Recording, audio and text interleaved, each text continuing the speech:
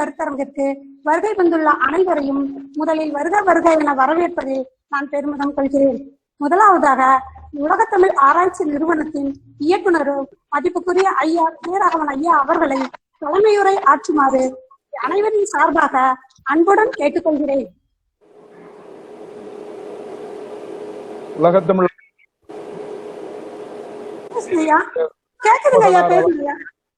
அவர்களால் தொடங்கப்பட்டு உலக தூதுவர் என்கின்ற அம்மா வணக்கம். தொடங்கலாமா? தொடங்கலாங்க. மகிழ்ச்சி. தமிழ் தூதுவர் தனிநாயக அடிகளாருடைய கருத்துரு வாக்கத்தின் அடிப்படையில் 2ஆம் உலகத்தமிழ் மாநாட்டின் பொழுது பேரறிஞர் பெருமகனாராம் வங்க கடலோரம் புயல் கொண்டு இன்பத்தமிழை எனது அருமை தமிழ் சான்றோர்கள் இன்றைக்கு அருந்தி கொண்டிருக்கிறார்கள் என்று சொன்னால்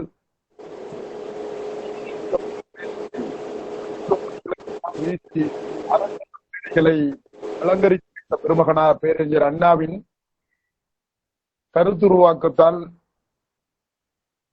கட்டமைக்கப்பட்ட உலகத்தமிழ் ஆராய்ச்சி நிறுவனம் மாண்புமிகு மேனாள் முதலமைச்சர் இதயம் புரட்சி தலைவி அம்மா அவருடைய தனி நெறி பார்வையால் ஏறக்குறைய 25 கோடி ரூபாயில் வானுயர்ந்த கட்டடங்கள் கட்டி அதிலே பழந்தமிழர் வாழ்வியல் காட்சி கூடம் அமைத்து உலகம் முழுமையும் சுவடிகளை தெரிந்து கொண்டு பாதுகாத்து வைப்பதற்காக ஒரு வரலாற்று பெட்டகமாக சுவடி காப்பு மையமும் உருவாக்கி முதல் தொல்காப்பியம், முதல் தமிழனுடைய இலக்கணம் என்று சொல்லக்கூடிய தொல்காப்பியத்திற்கு ஒரு ஆய்விற்கை அமைத்து எல்லாவற்றுக்கும் மேலாக பசி பிணியை இந்த நாட்டிலிருந்து நீக்கிய பெருமகனான் புரட்சித்தலைவருடைய பெயரால் 1 கோடி ரூபாய் வைப்பு தொகை வைத்து சமூகவியல் மற்றும் கலை அறக்கட்டளையை தொடங்கி இன்றைக்கு நிறுவனத்தை உயர்தமிழ் ஆய்வு நிறுவனமாக மாற்றிய மாண்புமிகு இதயம் புரட்சி தலைவி அம்மா அவருடைய இன்றைக்கு நன்றியோடு நினைத்து பார்க்கிறேன். அதன் வழியிலே தொடர்ச்சியாக இன்றைக்கு மாண்புமிகு முதலமைச்சர் அண்ணன் எடப்பாடியார் அவர்கள் அளப்பரிய திட்டங்களை இந்த நிறுவன வளர்ச்சிக்கு தந்து தலைவருடைய பெயரால் இன்றைக்கு 3 கோடி ரூபாயில ஒரு நூலகத்தையும் அமைத்து எண்ணற்ற திட்டங்கள் கடந்த சட்டமன்ற பேரவையையும் அறிவித்து உலகத்தமிழ் ஆராய்ச்சியின் உன்னதமான பணியான உயர்தமிழ் ஆய்வு பணியில் எந்தவிதமான சுணக்கம் வந்துவிடக் கூடாது என்பதற்காக அளப்பரிய நிதிகளை, அளப்பரிய திட்டங்களை எல்லாம் எமக்கு வழங்கி இன்றைக்கு உலகம் முழுமையும் பேசப்படுகிற ஒரு நிறுவனமாக ஆக்கி தந்திருக்கிற எங்கள் மாண்புமிகு முதலமைச்சர்களை இந்த நேரத்திலே பணிந்து வணங்கி அந்த திட்டங்களை செயல்படுத்துவதற்கு எங்களுக்கு ஆக்கத்தையும் ஊக்கத்தையும் எப்பொழுதும் அல்லும் பகலும் ஒள்ளும் வகையெல்லாம் எங்களை வழிநடாத்தி சென்று கொண்டிருக்கிற எங்கள் அன்பு அண்ணன் தமிழ் வளர்ச்சித்துறை அமைச்சர் அவர்களையும் இந்த நேரத்திலே நன்றியோடு பாராட்டி வணங்கி எங்கள் அரசு செயலாளர் நாங்கள் கேட்கின்ற கருத்துருவுக்கெல்லாம் ஆக்கத்தையும் ஊக்கத்தையும் தந்து அரசிடம் முறையாக எடுத்து சொல்லி அத்தனையும் அரசு ஆணையாக பிறப்பிப்பதற்கு வழிவகை செய்து வருகிற எங்கள் பாசத்திற்குரிய ஐயா காசிராஜன் அவர்களையும் இந்த நேரத்திலே வணங்கி உங்களோடு நான் இந்த நிகழ்விலே கலந்து கொள்வதில பெருமை அடைகிறேன். பொது முடக்கம், ஊரடங்கு என்று சொல்லுவார்கள். உலகமே பொது முடக்கத்தின் கீழ் வந்து இருக்கின்ற நிலையில் இந்த தீ நுண்மி எனப்படுகிற இந்த கொரோனாவுடைய தொற்று நோயில் இருந்து எல்லாம் அடங்கி போயிருக்கிற அந்த நேரத்திலும் கூட அன்னை தமிழுக்கு அடக்கம் கிடையாது. ஏனென்று சொன்னால் பொதுகையிலே பிறந்தவள் தமிழ். காற்று எங்கெல்லாம் இருக்கிறதோ அந்த காற்றிலே கலந்து கொண்டிருக்கிற மூச்சாக, நாம் சுவாசித்துக் கொண்டிருக்கிற சுவாசிப்பாக, துடித்துக் கொண்டிருக்கிற நாடி நரம்புகளின் துடிப்பாக, ஒவ்வொரு உலகத் தமிழர்களுடைய உள்ளங்களில ஓடுகிற குருதியாக இருப்பவள் தான் தமிழ் அன்னை. அந்த தமிழன்னை உயர்தமிழ் ஆய்வில பொது முடக்கத்தில் முடங்கிவிடக் கூடாது என்பதற்காக உலகத்தமிழ் ஆராய்ச்சி நிறுவனத்தின் சார்பில் இந்த கருத்தரங்கு நேற்றைய தொடங்கப்பட்ட இந்த கருத்தரங்கம் மிக சிறப்பாக ஐயா பாலகிருஷ்ணன் அவர்களால் தொடங்கி வைக்கப்பட்டது. அதன் பிறகு இன்று ஆஸ்திரேலியா நாட்டினுடைய தமிழறிஞர், வழக்கறிஞர், தமிழுக்காக தன்னை ஈகப்படுத்திக் கொண்டு உலக தமிழர்களிடத்துல இன்றைக்கு வளர்ந்து வருகிற ஒரு தமிழ் பேரறிஞராக விளங்கி கொண்டிருக்கிற அம்மையார் அவர்கள் ஆஸ்திரேலியா நாட்டினுடைய புலம்பெயர்ந்த தமிழர்களுடைய இலக்கியங்களை பற்றியும் சமூகத்தை பற்றியும் இன்றைக்கு நம்மிடத்திலே உரையாற்ற வருகை தந்திருக்கிறார். இப்படிப்பட்ட அருமையான நிகழ்வுகளை அதன் பிறகு தொடர்ந்து எங்கள் அந்நியார் இன்றைக்கு மொழியியல் புலமை வாய்ந்த பெருமகன்களை நாம் எண்ணிவிடலாம். அப்படி எண்ணிக்கையில இன்றைக்கு முதலிடமாக திகழ்ந்து கொண்டிருக்கிற முதலிடத்துல இருக்கின்ற எங்கள் அந்நியார் அவர்கள் மொழி சார்ந்து பல்வேறு ஆய்வுகளை மேற்கொண்டிருக்கிறார்கள். அவர்களும் நம்மிடத்திலே உரையாற்ற இருக்கிறார்கள்.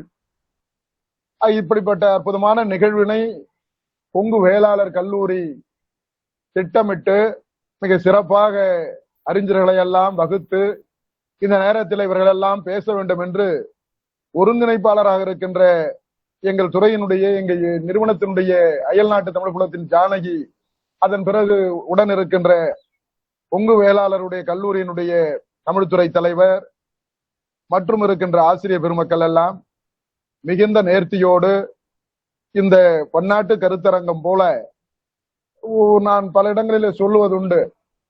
நாங்கள் இதுவரையில 10-12 கருத்தரங்குகள் பொது முடக்கத்தின் போது நடத்தி முடித்திருக்கிறோம். பேரறிஞர் அண்ணாவின் பெயரால் அமைந்த கருத்தரங்க கூடத்தில் கருத்தரங்கம் தொடங்க வேண்டுமானால் வருகையாளர்கள் நாங்கள் அவங்களுடைய வழிமேல் விழிவைத்து பார்த்து கொண்டிருக்க வேண்டும். ஒரு 100-120 பேர் வந்தால்தான் கருத்தரங்கம் தொடங்கும். இன்று அப்படி அல்ல. இந்த இணைப்பு கிடைத்தவுடனே மடமடவென்று அந்த பார்வையாளர்கள் இணைகிற அந்த காட்சியை பார்க்கிற பொழுது ஏன் தொடர்ந்து இப்படியே இந்த கருத்தரை நடத்தி முடித்து விடலாம், இது அரசுக்கு மிச்சமாக இருக்குமே என்கிற எண்ணம் கூட எனக்கு ஏற்பட்டிருக்கிறது. ஏனென்று சொன்னால் இவ்வளவு உலகம் முழுமையும் ஒரே நேரத்தில் 100 தகமையாளர்கள் இதில் இணைந்து பேரறிஞர் பெருமக்கள் ஆற்றுகிற கருத்துக்களை செவிமடுக்கிறார்கள் என்று சொன்னால் இது எவ்வளவு பெரிய ஒரு தொழில்நுட்பம் வாய்ந்தது. நமக்கு இந்த காலகட்டத்துடைய தேவை என்ன? பேரறிஞர் பெருமக்கள் சொல்லுகிற கருத்துக்கள் ஒரு செவி மடலிலே போய் சென்றடைய வேண்டும். அதன்பால் ஈர்க்கப்பட்டு அவர்கள் ஆய்வு சிந்தனையில தோய்ந்து பல்வேறு நூல்களை அவர்கள் இயற்ற வேண்டும். அதுதான் நம்முடைய நோக்கம். அந்த நோக்கத்தை நிறைவேற்றுகிற அமைப்பாக உலகத் தமிழ் ஆராய்ச்சி நிறுவனமும் கொங்கு வேளாளர் கல்லூரி மிக சிறப்பாக செய்து முடித்திருக்கிறது. ஆக அந்த வகையிலே நான் கொங்கு வேளாளர் கல்லூரியினுடைய அனைத்து நிர்வாகிகளை நான் மனமாற பாராட்டுகிறேன், வணங்குகிறேன். இந்த நட்பு தொடர வேண்டும். உலகத் தமிழ் ஆராய்ச்சி நிறுவனத்தோடு உங்களுடைய இணக்கம் தொடருமையானால் பல்வேறு உயர்தமிழ் ஆய்வுகளை நாம் முன்னெடுப்பதற்கு வழிகோலும் என்று சொல்லி அம்மையார் அவர்கள் இன்றைய நடத்துகிற இன்றைய ஆற்ற இருக்கின்ற அந்த உரை வெல்ல வேண்டும். உலக தமிழர்களிடத்துல இந்த நாட்டில் புலம்பெயர்ந்த தமிழர்கள் எப்படிப்பட்டவர்களாக இருக்கிறார்கள், எப்படிப்பட்ட இலக்கியங்களை எல்லாம் படைத்துக் கொண்டிருக்கிறார்கள். நான் இங்கே ஒன்று பதிவு செய்கிறேன். புலம்பெயர்ந்த தமிழர்களுடைய தமிழ் தொண்டினை பாராட்டுகின்ற வகையில் அண்ணன் பசும்பொன்னார் அவர்கள் தலைமை வகித்த மிக அற்புதமான பணியை செய்து மொழியியல், இலக்கணம் போன்ற ஒரு 3 துறைகளில ஆண்டுதோறும் விருதுகளை தந்து கொண்டிருக்கின்றோம். அது மாத்திரமல்ல, அயலக தமிழறிஞர்கள் எழுதுகிற படைப்புகளுக்கு நாம் பரிசுகளை வழங்கி கொண்டிருக்கின்றோம். ஆகவே உள்நாட்டு தமிழர்கள் மாத்திரமல்ல, இந்திய தமிழர்கள் மாத்திரமல்ல, உலக தமிழர்களையும் பாராட்டுகிற போற்றுகிற அரசாக மாண்புமிகு அம்மாவின் அரசு இருக்கிறது என்று சொல்லி ஒரு நல்ல ஒரு வாய்ப்பு நான் தொடங்கி வைப்பதற்கு இங்கே வாய்ப்பு தந்த பேராசிரியர் ஜானகி அவர்களுக்கும் கொங்கு வேளாளர் கல்லூரியின் அனைத்து பொறுப்பாளர்களுக்கும் மனமார்ந்த நன்றியையும் பேருரை ஆற்றிருக்கின்ற இருபெரும் தகமையாளர்களுக்கும் வணக்கத்தையும் வாழ்த்தையும் சொல்லி விடைபெறுகிறேன். வெல்க தமிழ். தலைமை உரையாற்றிய ஐயா அவர்களுக்கு எங்கள் வேளாளர் மகளிர் கல்லூரியின் சார்பாக மனமார்ந்த நன்றியை தெரிவித்துக் கொள்கிறோம் ஐயா. அடுத்த நிகழ்வாக சந்திரிகா மேம் அவர்கள் ஆஸ்திரேலியாவிலிருந்து வருகை புரிந்து நமக்கு சிறப்புரையாற்ற உள்ளார்கள். அவர்களை வரவேற்கும் முகமாக எங்கள் கல்லூரியின் தமிழ் உதவி பேராசிரியர் முனைவர் கவிதா அவர்களை அன்புடன் அழைக்கிறேன்.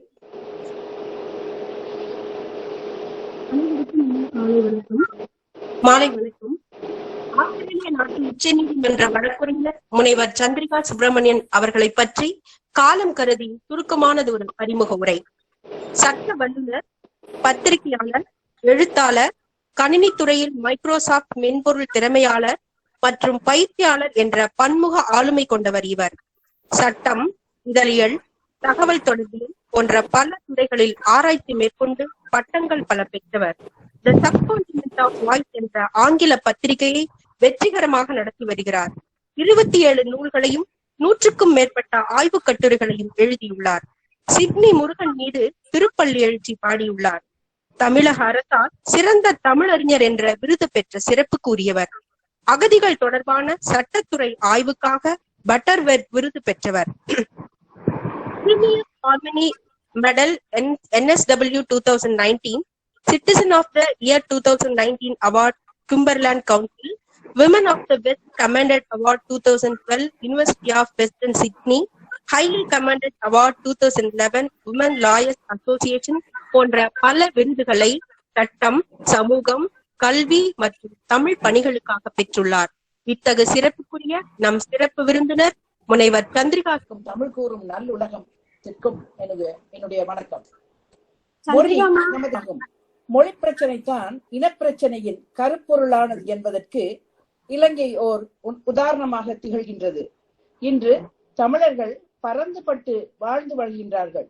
அப்படி புலம்பெயர்ந்து வாழும் தமிழர்கள் இன்று உலக மொழிகளில் இயங்க வேண்டியுள்ளது காலத்தின் கட்டாயமாகும். நமது மொழி சூழ்நிலை கைதியானது தவிர்க்க முடியாத துயரமே.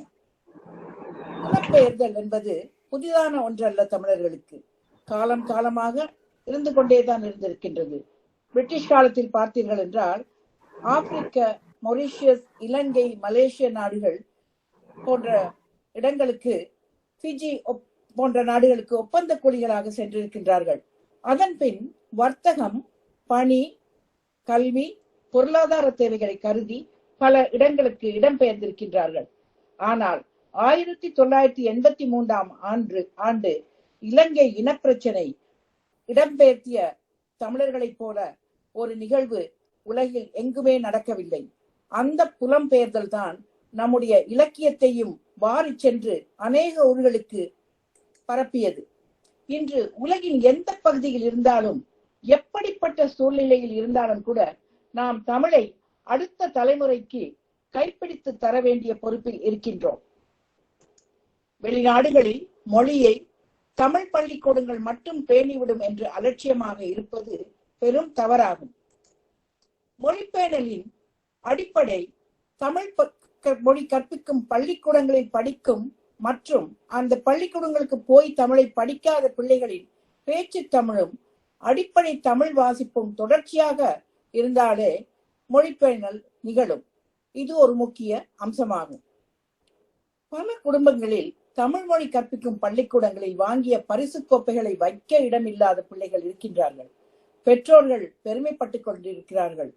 ஆனால் அவர்கள் எல்லோருமே ஒரு குறித்த காலத்தின் பின் தமிழ் மொழி கற்பிக்கும் பள்ளிக்கூடங்களுக்கு போவதில்லை. ஒரு குறித்த காலத்தின் பின் அவர்கள் தமிழில் பேசுவது குறைந்து, அதுவும் குறிப்பாக கல்லூரிகளுக்கு சென்ற பின் அவர்கள் தமிழில் பேசுவதை முற்றிலும் குறைத்துக் கொண்டு அதன் பின் பணியாற்றும் இடங்களிலும் ஆங்கிலமே இருப்பதனால் தமிழை மறந்தும் போகின்றார்கள். மொழியின் அடிப்படைகளை கூட அவர்கள் மறந்து போனவர்கள். பேச்சு தமிழ் வேறு, வேறு மொழி நண்பர்கள் தமிழ் பேசுவது போல இருக்கும். வீட்டில் இருக்கும் பாட்டன் பாட்டியினருடன் இந்த மொழி மறதியினால் அவர்கள் பேசாமலே இருப்பவர்கள். இனிவரும் சந்ததியினர் தமிழை மறக்காமல் இருப்பதற்கும் தமிழின் பெருமையையும் தொன்மையும் உணர்வதோடு தமிழ் மொழியை பேணுவதின் அவசியத்தையும் நன்கு உணர்ந்து செயல்பட வேண்டும் என்பது காலத்தின் கட்டாயமாகும். இல்லாவிட்டால் அடுத்த தலைமுறையினர் தமிழின் அருமையை உணராது போய்விடுவார்கள். மொழியும் காணாமல் போய்விடும். இந்த மாதிரி ஒரு சூழ்நிலையில் தான் நாம் இன்று இருந்து கொண்டிருக்கிறோம். இது எல்லா நாடுகளுக்கும் பொருந்துவதாக இருந்தாலும் கூட புலம்பெயர் தமிழர்களுக்கு இந்த தமிழ் மொழியை பேணுவதின் அவசியம் அதிகமாகின்றது. காரணம், புலம்பெயர்ந்த தமிழர்கள் புலம்பெயர்ந்த நாடுகளில் மெல்ல தமிழினி சாகுமோ, இந்த மேற்கு மொழிகளை வெல்லுமோ என்ற அச்சத்துக்கு தமிழ் தலைமுறைகள் தள்ளப்பட்டு இருக்கின்றன. வேற்று கலாச்சாரத்தில் பிறமொழி சூழலில் வாழும் புலம்பெயர் தமிழர்கள் தமிழ் மொழியை பேணுவது மிக சிக்கலானதும் சவால் மிக்கதும் ஆகும். அந்த மாதிரி ஒரு சூழ்நிலையில் புலம்பெயர்ந்த நாடுகளில் பிற மொழி ஆதிக்கத்தில் வாழும் சூழலில் உள்ள மக்கள் மொழி ஈடுபாடு கொள்வது என்பது மிக கடினமாக ஒன்றாகும். இப்படியான பின்புலத்தில் வேற்று மொழி சூழலில் மொழி ஆர்வத்தை ஊக்குவிப்பதும் மிக சிக்கலானது. மொழி ஈடுபாடு உருவாக குடும்ப மொழி சூழல், குடும்பத்தில் வாழும் கலாச்சாரம், இல்லத்தின் மொழிச்செறிவு, சுய ஆளுமை, மொழியின்பால் ஈர்க்கும் குடும்பம், உறவுகள் மற்றும் நட்பு போன்ற பல காரணிகளால் ஊக்குவிக்கப்படுகின்றது. இதை தவிர மொழி கற்பித்தல் என்பது மிகவும் முக்கியமானது. அந்த கற்பித்தலுக்கு மேற்கொள்ளப்படும் கற்பித்தல் முறைமை, பயன்படுத்தப்படும் கற்பித்தல் கருவிகள், மொழியின் மீது ஆர்வமூட்டும் வகுப்பறை சூழல், மொழியை கற்பிக்கும் ஆசிரியர்கள், அதற்காக இருக்கப்படக்கூடிய பாடத்திட்டங்கள் இத்தனையும் மொழி கற்பித்தலில் பங்களிக்கின்றன. இவற்றுக்கான கட்டமைப்பு தமிழகத்தில் இருப்பது போல் இங்கு இல்லை என்றாலும் கூட அந்நிய மொழியின் ஆதிக்கத்தையும் தாண்டி தமிழ் மொழியை பராமரிக்க வேண்டிய கட்டாயத்தில் இருப்பதோடு கடமையோடும் நாம் செயல்பட்டுக் கொண்டிருக்கிறோம் என்பதை ஆஸ்திரேலிய தமிழர்கள் அனைவரும் சொல்லி பெருமைப்பட்டுக் கொள்ளலாம். இங்குள்ள தமிழ் கல்விக்குழு மிகச் சிறப்பாகவே செயல்பட்டு வருகின்றது. தமிழர்கள் தமிழை வளர்ப்பதற்கு என்ன வகை முயற்சிகளை மேற்கொள்வது சாத்தியப்படும், அது தொடர்பாக எதிர்நோக்கும் சேவைகள் என்ன என்று இந்த உரை ஒரு கண்ணோட்டத்தை முன்வைக்கின்றது. இவற்றை எல்லாம் மீறி புலம்பெயர் தமிழர்கள் இயலிசை, நாடகம் ஆகிய முத்தமிழை வளர்ப்பதில் பெரும் பங்கு ஆற்றி வருவதை மறுக்க முடியாது. அதுவும் இன்றைய காலகட்டத்தில் இளைய தலைமுறையினர் இந்த நாட்டில் இங்கு வளர்ந்த பிள்ளைகள், இங்கு பிறந்தவர்கள், இங்கு வளர்ந்தவர்கள் தமிழை மறக்காமல் பல நிகழ்வுகளை நடத்தி நம்முடைய முத்தமிழையும் பராமரித்து வருகின்றார்கள் என்பது பெருமைக்குரிய விடயமாகும்.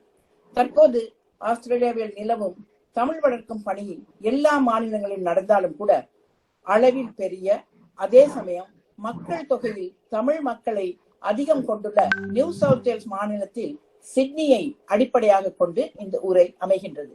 இது மற்ற மாநிலங்களுக்கும் பொருந்தும் என்பதே உண்மையாகும். அண்மைய கணக்கெடுப்பின்படி ஏறக்குறைய 80,000 தமிழர்கள் ஆஸ்திரேலியாவில் வாழ்கின்றனர். ஆனால் புள்ளி விவர ஆய்வுக்கு கொடுக்கப்படும் குறிப்புகளின் போது பேசும் மொழி தமிழ் என்று பல குடும்பங்கள் விவரம் தராத காரணத்தினால் மேற்படி கணக்கெடுப்பில் அதைவிட இன்னும் அதிகமாகவே தமிழர் உள்ளனர் என்பது தமிழ் அமைப்புகளின் கணிப்பாகும். புலம்பெயர்ந்து ஆஸ்திரேலியா நாட்டுக்கு வந்த தமிழர்களில் அநேகமானோர் இலங்கை தமிழர் ஆவர். மற்றவர்கள் இந்தியா, மலேசியா, சிங்கப்பூர் போன்ற நாட்டைச் சேர்ந்தவர்களே ஆவார்கள். கடந்த 40 வருடங்களுக்கு மேலாக இங்கு வாழ்கின்ற தமிழ் மக்களால் தமிழர்களது மொழி, கலை, பண்பாட்டு மரபுகள் பாதுகாத்து வரப்படுகின்றன என்பதே உண்மையாகும். தமிழ் கல்வியை எடுத்துக்கொண்டால் 20க்கும் மேற்பட்ட தமிழ் கற்பிக்கும் கல்விக்கூடங்கள் வார இறுதியில் தமிழ் கற்பிக்கும் பணியில் ஈடுபட்டுள்ளன. அவை மட்டுமல்ல, பல கலாச்சார நிகழ்வுகளையும் கலை நிகழ்ச்சிகளையும் அவை நடத்தி கொண்டிருக்கின்றன. பல போட்டிகளை நடத்தி கொண்டிருக்கின்றன. இவை இந்திய இலங்கை தமிழர்களால் நடத்தப்படுகின்றன. இங்கு தமிழ் போட்டிகள், தமிழ் விழாக்கள், தமிழ் கலாச்சார நிகழ்வுகள் ஆகியவை ஆண்டு முழுவதும் நடந்து கொண்டிருக்கின்றன. மேல்நிலை பள்ளி தேர்வில் தமிழ் ஒரு பாடமாக ஏற்றுக்கொள்ளப்பட்டுள்ளது.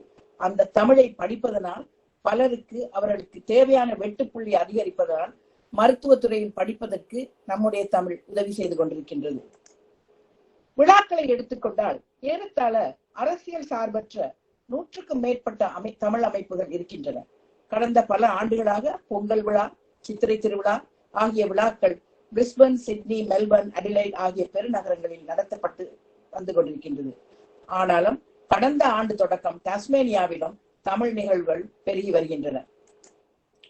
இசை நிகழ்ச்சிகளை எடுத்துக்கொண்டால் தமிழக கலைஞர்கள், நாட்டுப்புற கலைகள், வேறு பல கலை நிகழ்வுகள் இங்கு நடந்து கொண்டிருக்கின்ற சமயத்தில் நாட்டுப்புற கலைகளையும் பறை, சிலம்பு போன்ற பயிற்சிகளையும் இங்கு நடத்தி கொண்டிருக்கின்றார்கள்.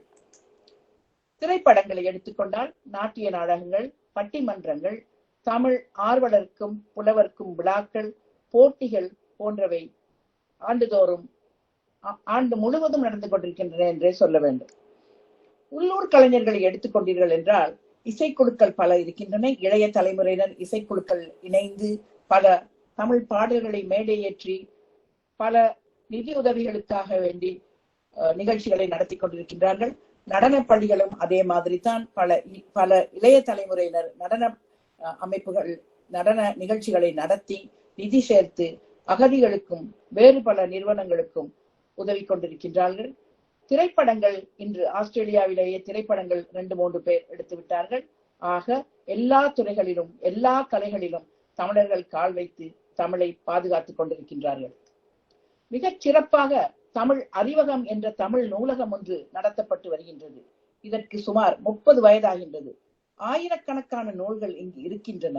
இவற்றிற்கு நாங்களும் நிறைய நூல்களை பரிசளித்து அந்த நூலகம் என்றென்றும் இருக்க வேண்டும் என்ற நோக்கில் நடத்தி கொண்டிருக்கின்றோம். பல நூல் வெளியீடுகளும் தமிழ் எழுத்தாளர் சங்கங்களும் செயல்படுகின்றன. ஆஸ்திரேலிய தமிழ் எழுத்தாளர் சங்கம் இதில் குறிப்பிடத்தக்கது.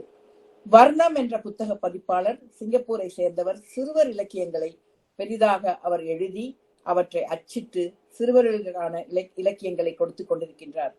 சில எழுத்தாளர்கள் தமிழக அரசு விருதுகளை பெற்றுள்ளனர் என்பது பெருமைக்குரியதாகும். எங்களுடைய தமிழ் வளர்ச்சி மன்றம் இயல் தமிழ் வளர்ப்பதை நோக்கமாக கொண்டு நூல் வெளியீடுகளும் தமிழ் ஆர்வலருக்கு ஊக்கம் தருவதையும் கொள்கையாக கொண்டிருக்கின்றது. தமிழ் வளர்ச்சி மன்ற சிறுவர் நூல்களையும் வெளியிட்டு வருகின்றது. திருக்குறள் பன்னாட்டு கருத்தரங்கத்தை வெற்றிகரமாக நடத்தி சிட்னியில் பல்கலைக்கழகத்தில் திருவள்ளுவருக்கு இடம் பெற்றுக் கொடுத்துள்ளது. முத்தமிழ் விழாக்களை நடத்துவதும் முத்தமிழுக்கான பரிசுகளை வழங்குவதும் புத்தக கண்காட்சி ஒன்றை இந்த ஆண்டு நடத்துவதற்கு திட்டமிட்டுள்ளது. தமிழ்த்தாய் விருது ஒன்றையும் திருவள்ளுவர் விருது ஒன்றையும் எங்கள் அமைப்பு கடந்த 2 ஆண்டுகளாக தமிழ் ஆர்வலர்களுக்கு கொடுத்து வருகின்றது. இப்படி தமிழ் பணிகளில் நாம் ஈடுபட்டுக் கொண்டிருக்கும் போது வேறு தமிழ் செயல்பாடுகளும் இல்லாமல் இல்லை.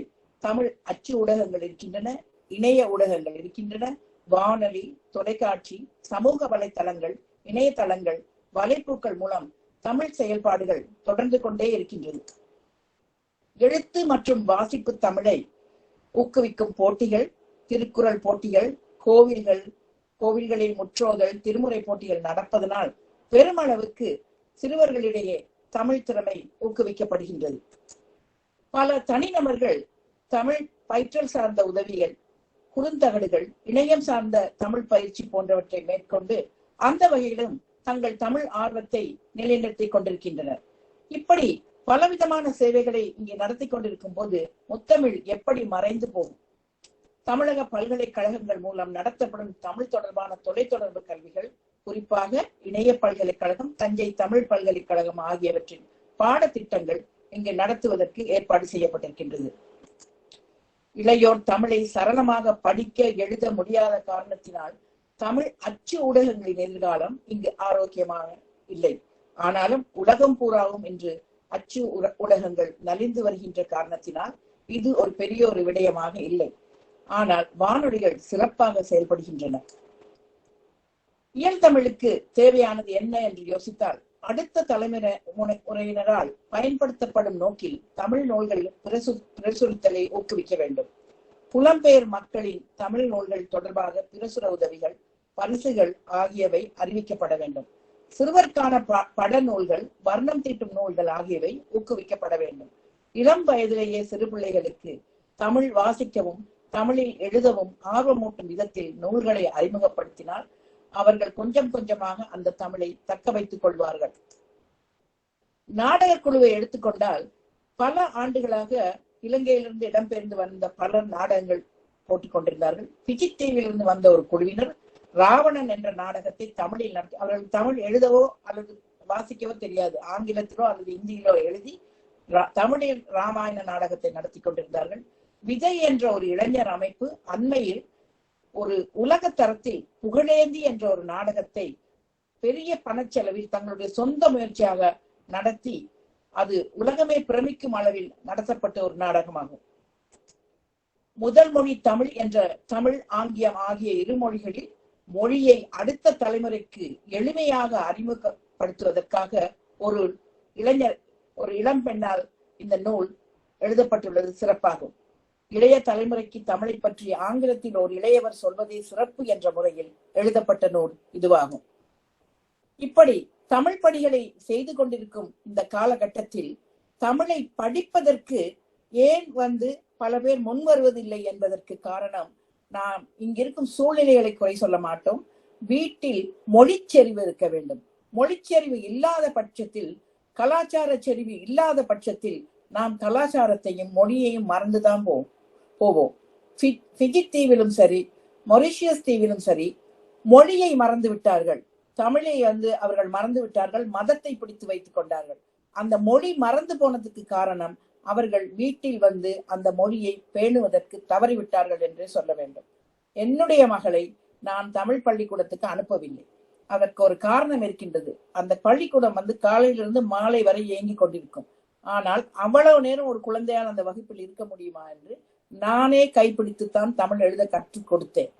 அவள் ஓரளவுக்கு தமிழில் எழுதுவாள், நன்றாக தமிழில் பேசுவாள். தன்னுடைய பிள்ளைக்கு தொல்காப்பியத்திலிருந்து பெயரை தேர்ந்தெடுத்து மாயோன் என்று அவளே ஒரு பெயரை வைத்தாள். இதெல்லாம் அவள் ஏன் என்று கேட்டதற்கு கலாச்சாரம் என் பிள்ளைக்கு மறந்து போகக்கூடாது என்று ஒரு பதிலை சொன்னார்.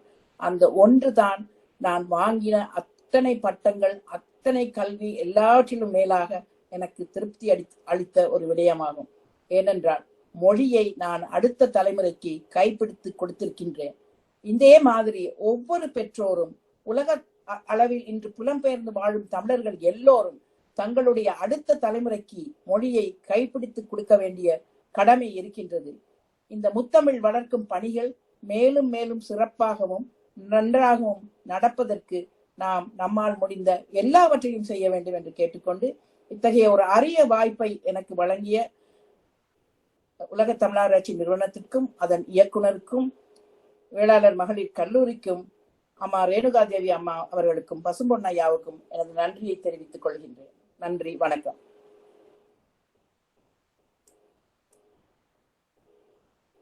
நன்றி அம்மா. வினாக்கள் யாராவது இருந்தால் கேட்கலாம். ஒவ்வொருவராக அவங்களுடைய மியூட்டை எடுத்துவிட்டு வினாக்களை கேட்கலாம்.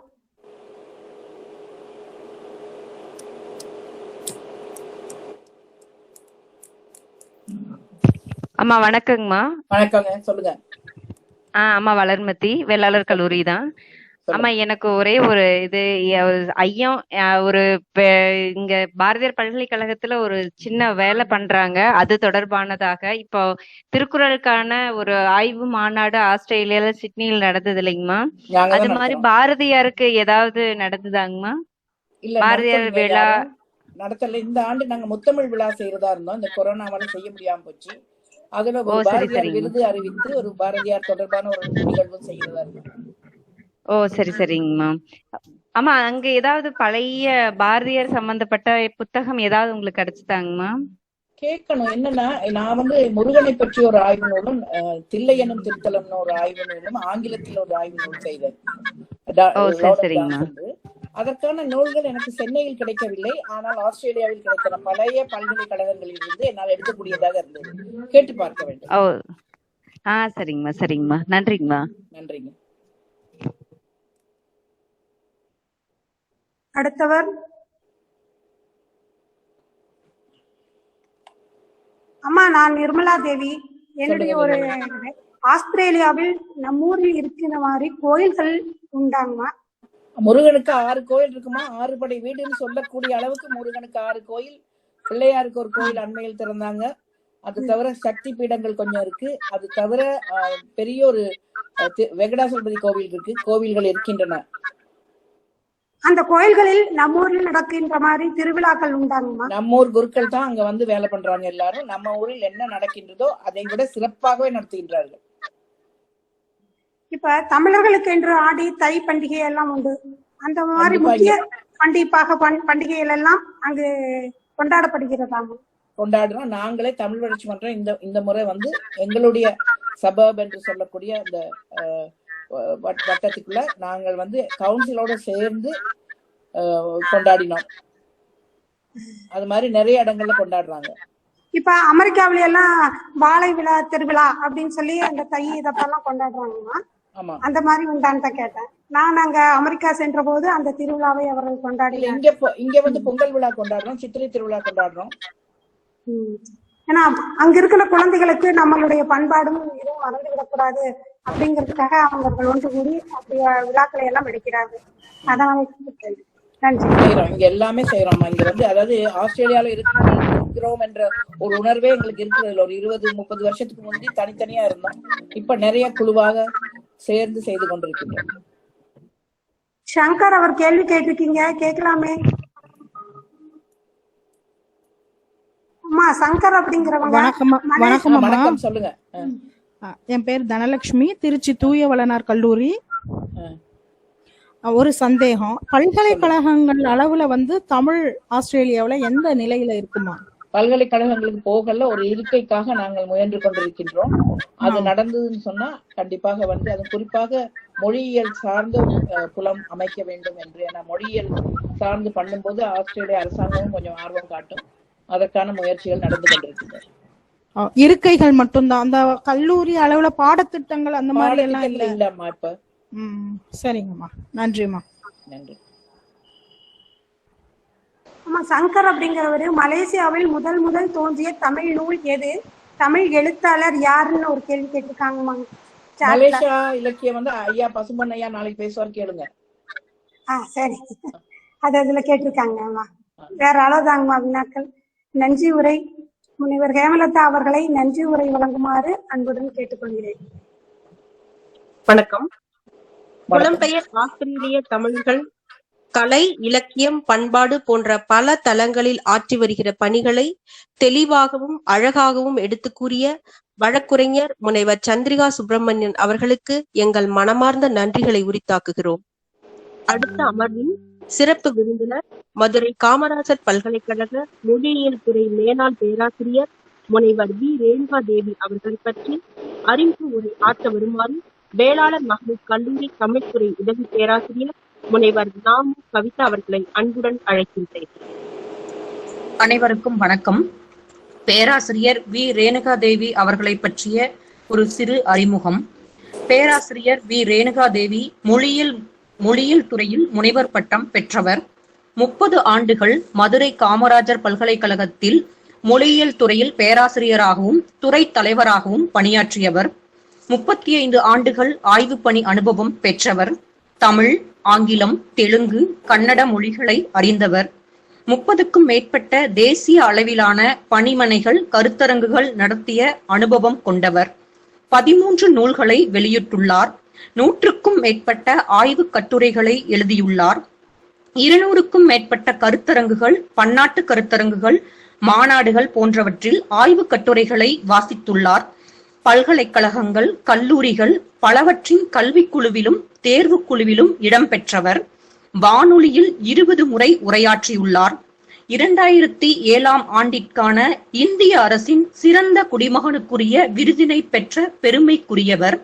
இவர் திருவனந்தபுரம் திராவிட மொழியியல் கழகத்தில் மொழி சிறுபான்மையினரை பற்றிய புத்தகத்திற்கான வெங்கட்ராமையர் விருது, மதுரை காமராஜர் பல்கலைக்கழகத்தில் 2010 ஆண்டு உயர்நிலை கல்வியில் கையாண்ட புதுமை நடைமுறைகளுக்கான சிறந்த ஆசிரியர் விருது ஆகியவற்றையும் பெற்ற பெருமைக்குரியவராவார்.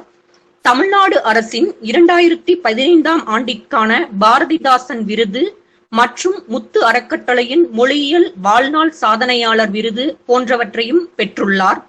உழைப்பின் சிகரம், ஐயை தமிழ் கதிர் விருது, தமிழ் தொண்டு விருதுகளையும் பெற்றுள்ளார். மைசூரில் உள்ள இந்திய மொழிகளின் நடுவண் நிறுவன மொழிபெயர்ப்பு பாரத்வாணி ஆய்வு திட்டங்களின் ஆலோசகராக நடுவண் அரசின் மனிதவள மேம்பாட்டு அமைச்சகத்தால் நியமனம் செய்யப்பட்டுள்ளார். தமிழ் வளர்ச்சித் துறையின் தமிழ் கலைக்கழக மதிப்புறு உறுப்பினராக நியமனம் செய்யப்பட்டுள்ளார். பல்கலைக்கழக மானிய குழுவினரால் தகைசால் பேராசிரியராக தேர்வு செய்யப்பட்டுள்ளார். ஆய்வுக் கட்டுரைகளை வாசிக்கவும் வருகை தரும் பேராசிரியராகவும் சிங்கப்பூர், மலேசியா, லண்டன், ஆஸ்திரேலியா ஆகிய நாடுகளுக்கு சென்று வந்துள்ளார். ஒரிசாவின் பெர்காம்பூர் பல்கலைக்கழகத்திலும் அண்ணாமலை பல்கலைக்கழகத்திலும் வருகை தரு பேராசிரியராக பணியாற்றியுள்ளார். இத்தகு பெருமைக்குரிய சிறப்பு சொற்பொழிவாளரான முனைவர் வி ரேணுகா தேவி அவர்களை அயலகம் என்னும் 6ஆம் திணை தக்க வைத்திருப்பது மொழியா பண்பாடா என்னும் தலைப்பில் பொழிவு நிகழ்த்த வருமாறு அன்புடன் அழைக்கின்றோம்.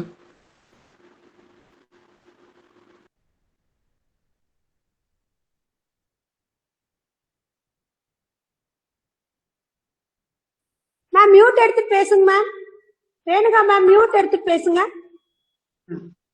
ரேணுகா மேம் மியூட் எடுத்து.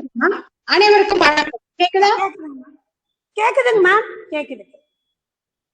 உலகத்தமிழ் ஆராய்ச்சி நிறுவனமும் ஈரோடு வேளாளர் மகளிர் கல்லூரியும் இணைந்து நடத்துகின்ற அயலக தமிழரின் வாழ்வியல் என்னும் இந்த தலைப்பிலே அமைந்த இந்த 3 நாள் கருத்தரங்கிலே என்னை உரையாற்றுவதற்காக அழைத்தமைக்கு என்னுடைய வணக்கத்தையும் நன்றியையும் இயக்குனர் அவர்களுக்கும், என்னுடைய மாணவிதான் இந்த ஏற்பாடுகளை எல்லாம் செய்தார்.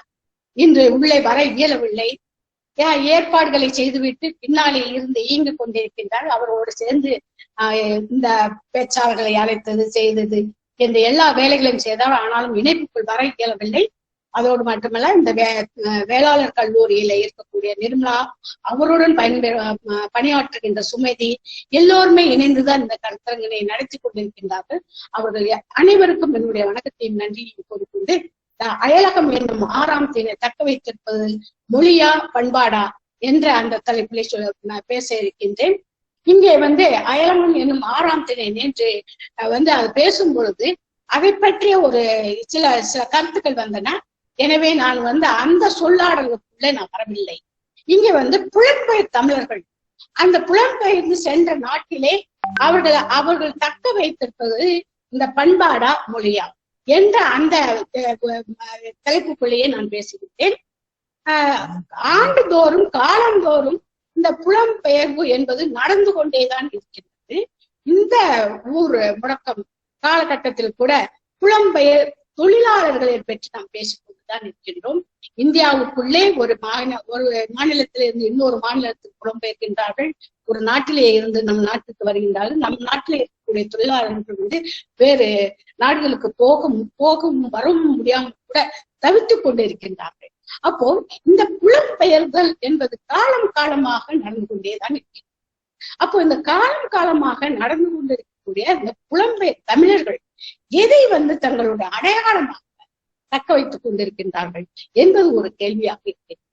இந்த புலம்பெயர்தல் எப்பொழுதெல்லாம் நடந்திருக்கிறது சொன்னால், காலனிய காலகட்டத்திலே பிரிட்டிஷ் ஆட்சி அந்த நடந்து கொண்ட காலகட்டத்திலே இங்கே பசியுற்று வறுமையுற்று இருந்த தமிழர்கள் பர்மா, இந்த மியான்மர் என்று சொல்லக்கூடிய பர்மா, மலேசியா, சிங்கப்பூர் போன்ற எல்லா நாடுகளுக்கும் புலம்பெயர்ந்து சென்றார்கள்.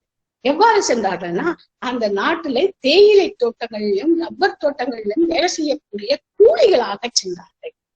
இவர்கள் கொண்டு சென்றது அவர்களுடைய தாய்மொழியான தமிழைத்தான். அவர்கள் அங்கே சென்ற பொழுது அவங்க வறுமை கோட்டு கீழே வாழ்ந்து கொண்டிருக்கிறார்கள். எனவே அங்கே போய் கல்வி கற்கக்கூடிய அந்த வாய்ப்புகள் அவங்களுக்கு கிடையாது.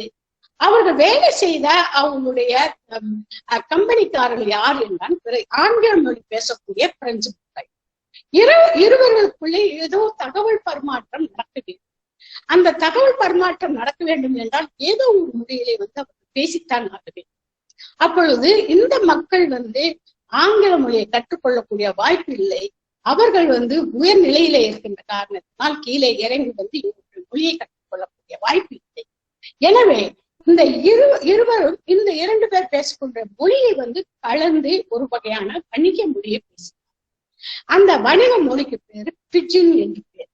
இந்த பிஜின் 2வது தலைமுறை அந்த தலைமுறையினர் இந்த ஆங்கிலம் தமிழ் அது ஆங்கிலம் பிரெஞ்சு என்ற மொழிகள் கலந்த ஒரு பிஜின் லாங்குவேஜாக மொழியாக இருக்கு. அதற்கு அடுத்த தலைமுறைக்கு போகும்பொழுது அந்த 3வது தலைமுறை வரும்பொழுது அவர்களுக்கு தமிழ் தெரியாது. அவர்கள் இந்த பிஜின் மொழியை தங்களுடைய தாய்மொழியாக சொன்னார். பிஜின் மொழி என்று ஒரு தலைமுறைக்கு தாய்மொழியாக மாறியுள்ளது. அப்பொழுது அந்த மொழி கிரியோல் என்று சொல்லப்படும், கிரியோல் என்று அழைக்கப்படும். பிஜின் மொழிக்கு தாய்மொழியை பேசும் தாய்மொழி மக்கள் இருக்க மாட்டார்கள். ஆனால் கிரியோலுக்கு அது பேசக்கூடிய மக்கள் இருப்பார்கள். அப்படி ஏற்பட்டதுதான் பிரெஞ்சு கிரியோல். இன்றும் கூட மொரிஷியஸ்ல பேசக்கூடிய அந்த மொழி என்ன பிரெஞ்சு கிரியோல் தான். அவ்வாறாக இந்த மக்கள் அங்கே போன பொழுது அவங்களுடைய அந்த தமிழ் மொழியை தக்க வைக்கக்கூடிய வாய்ப்பு அவங்களுக்கு. எனவே இன்று தமிழர்கள் மொரிஷியஸில் வாழ்கின்றார்கள், மியான்மரில் வாழ்கின்றார்கள். அவர்களுடைய அந்த தக்க வைப்பு என்பது சின்ன சின்ன விழாக்கள், வீடுகளிலே கொண்டாடக்கூடிய விழாக்கள், பூப்பெய்யுதல், தாவணி போடுதல், ஒரு அமாவாசை, கார்த்திகை, இந்த மாதிரியான விழாக்களை, தீபாவளி, இந்த கொண்டாட்டங்களாகத்தான் இருந்தது தவிர மொழி அல்ல. இது ஒரு வகையான புலம்பெயர்தல். அந்த அடுத்த ஒரு காலகட்டத்துல ஏறக்குறைய 80கள் 40கள், இது 40, 47 அந்த காலகட்டத்தில இருந்து இன்னொரு புலம்பெயர்வு சர்வசாதாரணமாக இன்றைய காலகட்டத்திலே நடந்து கொண்டே இருக்கின்றது. அந்த பொறியியல் படித்தவர்கள், மருத்துவம் படித்தவர்கள், அவர்கள் மேலை நாடுகளை நோக்கி பிரிட்டிஷ், லண்டன், கனடா, அமெரிக்கா போன்ற நாடுகளில் போய் வாழ்வதற்காக தயாராகின்றார். தங்களுடைய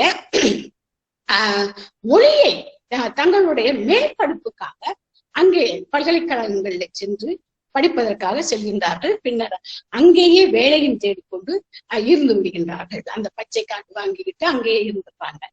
இவங்க ஒரு வகையான புலம்பெயர்வு. இவங்களுக்கு என்னன்னா அவங்களுடைய தாய்மொழி எந்த வகையிலுமே உதவி செய்யும். அங்க ஆங்கிலத்தில் தான் இவருடைய பிள்ளைகளோடு உரையாடுகின்றார்கள்.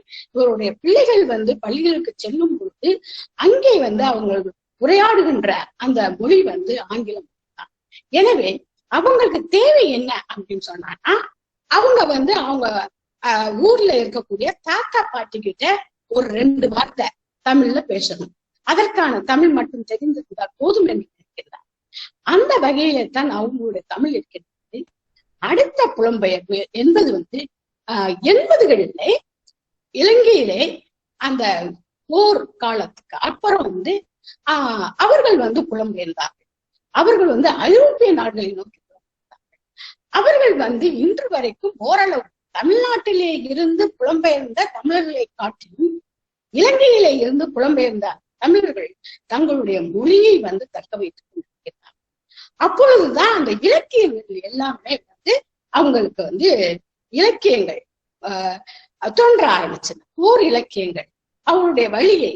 அப்போ 40களில் இலக்கியங்கள் இல்லையா அப்படின்னு சொன்னாங்கன்னா அவ்வளவாக இல்லை. இந்த ரப்பர் தோட்டத்திலையும் தேயிலை தோட்டங்களிலையும் வேலை செய்த அந்த அவர்களுடைய வாழ்வியல் என்பது மிக மோசமாக இருந்தது. சாப்பாட்டுக்கு வழி இல்லை, அதை கண்டுபிடிக்கிறது பெரிய விஷயமாக இருந்தது. இருந்த போதிலும் அவருடைய வழியை வெளிப்படுத்தக்கூடிய சிறு சிறு கவிதைகள் தான் கொண்டிருக்கின்றன. பெரிதாக இலக்கியங்கள் எதுவுமே தோன்றவில்லை. அந்த நிலையிலே இந்த 3 வகையான புலம்பெயர்ப்பு நடக்கிறது. அப்போ இவங்க அங்கே தங்களுடைய அடையாளமாக எதை காண்கின்றார்கள், மொழியா பண்பாடா என்று பார்க்கும் பொழுது இந்த கல்வி கற்றலும் 2 வகையாக நடக்கிறது. ஒன்று சிங்கப்பூர், மலேசியா போன்ற நாடுகளிலே பல்கலைக்கழகங்கள் இருக்கின்றன. தமிழ், அடிப்படை தமிழ்ல இருந்து கல்லூரி பல்கலைக்கழகம் வரைக்கும் BA தமிழ், MA தமிழ் ஆய்வு என்று சிங்கப்பூரும் மலேசியாவும் இருக்கின்றன. பல்கலைக்கழகங்களும் கல்லூரிகளும் இருக்கின்றன. அங்கே நாம எப்படி ஒரு தமிழ் படிக்கிறோமோ, ஒரு லெக்சரர் போஸ்டுக்காக படிக்கிறோம் இல்லையா, அந்த மாதிரியாகத்தான் அவர்களும் அந்த தமிழை படித்துக் கொண்டிருக்கின்றார்கள். அதற்காண்டிய ஒரு விசேஷமான ஒரு ஈடுபாடு அது ஒரு தமிழ் மொழியை படித்தால் எங்கேயாவது வேலைக்கு போக முடியுமா என்ற ஒரு இதைத்தான் பார்த்துக் கொண்டிருக்கின்றார். இரண்டாவதான கல்வி முறை என்ன அப்படின்னு சொன்னா, ஆஸ்திரேலியா போன்ற நாடுகள் அங்க அந்த அரசாங்கம் தமிழ் மொழியா ஆட்சி மொழியாக நடத்தியிருக்கின்றது. நாங்கள் கற்றல் கற்பித்தல் என்ற ஒரு கருத்தரங்கனை நடத்துவதற்காக அடிலைட் சென்றிருந்தோம். இயக்குனர் ஐயா அவர்களும் உடன் வந்திருந்தார்கள். அப்பொழுது நாங்கள் கட்டுரைகள் இதெல்லாம் வாசிப்பதற்கான ஒரு வாய்ப்பு நடந்தது. அதே மாதிரியாக அங்கே சில பள்ளிக்கூடங்களையும் சென்று பார்க்கக்கூடிய ஒரு வாய்ப்பும் கிடைத்தது. அப்போ அந்த பள்ளிக்கூடங்கள்ல நாங்க போய் பார்க்கும் பொழுது அங்க என்ன பண்றாங்கன்னா, தமிழ் ஆர்வம் கொண்ட அந்த மக்கள் சனி ஞாயிறு இந்த 2 கிழமைகளில் தனியாக பள்ளிக்கூடங்கள், அவங்களுடைய பாரதி பள்ளிக்கூடம் போன்று சில பள்ளிக்கூடங்களை அந்த மக்கள் ஏற்படுத்தி இருக்கின்றார்கள். அங்கே படிக்கக்கூடிய அந்த மக்களுக்கு அந்த அரசு நிதி உதவி அளிக்கிறது.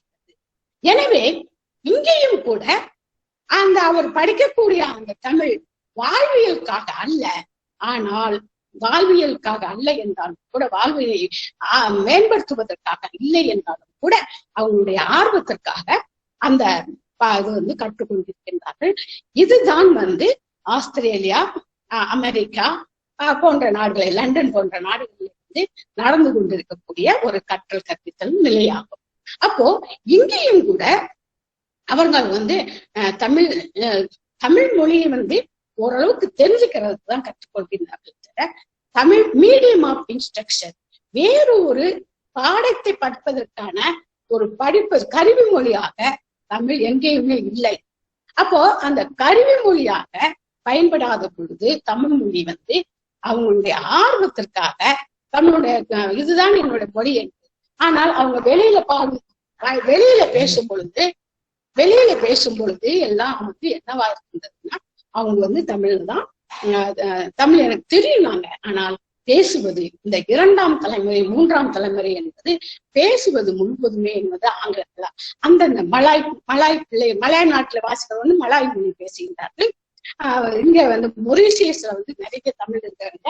அதே மாதிரி இங்க இருக்கக்கூடிய நம்ம சவுத் ஆப்பிரிக்காவில இருக்கக்கூடிய தமிழர்கள் வந்து பேரெல்லாம் தமிழா இருக்கிற மாதிரி இருக்கும். ஆனால் அவங்களுக்கு வந்து தமிழ் தெரியல.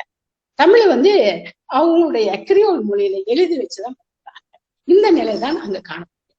அப்போ இது வந்து மொழி பற்றிய இதை தவிர இன்றைக்கு வந்து கணினி பொறியாளர்கள் சிலர் வந்து அமெரிக்காவிலே தங்களுடைய அந்த பிள்ளைங்களுக்கு தமிழ் வந்து சொல்லிக் கொடுப்பதற்காக சில விஷயங்களை, அதாவது இந்த கணினி வழியாக சொல்லிக் கொடுப்பதற்காக எளிய தமிழ்ல வந்து சில செயலிகளை வந்து செய்து கொண்டிருக்கின்றனர். அந்த வகையில இந்த குமார் சிவலிங்கம் என்பவர் வந்து சொற்கற்கள், ஈப்பாட்டி போன்ற சின்ன சின்ன செயல்கள், விளையாட்டுகள் வழியாக அது அடிப்படை தமிழை வந்து அவங்க சொல்லி கொடுக்குறாங்க.